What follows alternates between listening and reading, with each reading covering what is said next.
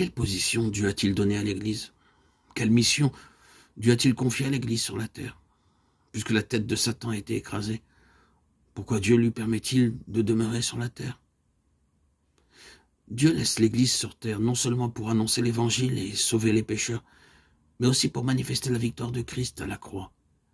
Dieu permet à Satan de demeurer sur la terre et d'y exercer son influence, afin de démontrer par le moyen des situations la victoire de son Fils en nous. C'est pourquoi un croyant défait déshonore Dieu. L'Église est le corps de Christ, et le corps doit être la continuation du travail de la tête. L'Église est la plénitude de Christ, l'extension de Christ est celle de l'Église.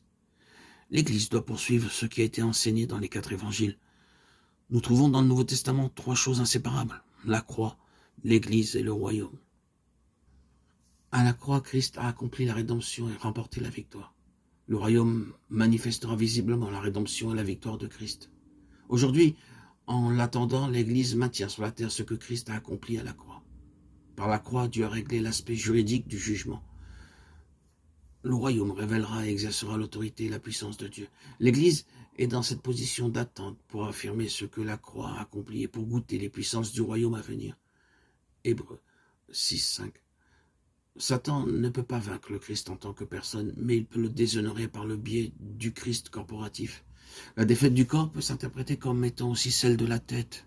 La faillite d'un de ses membres peut aussi être considérée comme celle du corps tout entier. De même que nous étions le prolongement d'Adam, nous sommes le même complément de Christ. Il verra une postérité et prolongera ses jours. Ésaïe 53:10. Dieu nous laisse donc sur la terre pour accomplir son plan éternel et atteindre son dessein. Avant l'introduction de l'arche à Jérusalem, elle demeura dans la maison d'Obed-Édom de Samuel 6. Puissions-nous garder fidèlement le sang, l'œuvre de Christ et les chérubins qui nous parlent de la gloire de Dieu. Celui qui vaincra, je le ferai asseoir sur mon trône, comme moi j'ai vaincu et me suis assis avec mon Père sur son trône. Apocalypse 3:21. La victoire de Christ est le modèle à suivre pour remporter toutes les victoires. Comme moi j'ai vaincu. La parole de Dieu mentionne les 3 ennemis que nous avons à affronter. Il y a en nous ce que la Bible appelle la chair. À l'extérieur se trouve le monde. Et enfin, Satan. Mais la position de l'Église est supérieure à celle de Satan. Dans l'Ancien Testament, 3 peuples différents illustrent ses ennemis. Les Amalécites représentant la chair. Pour vaincre, il faut veiller dans la prière.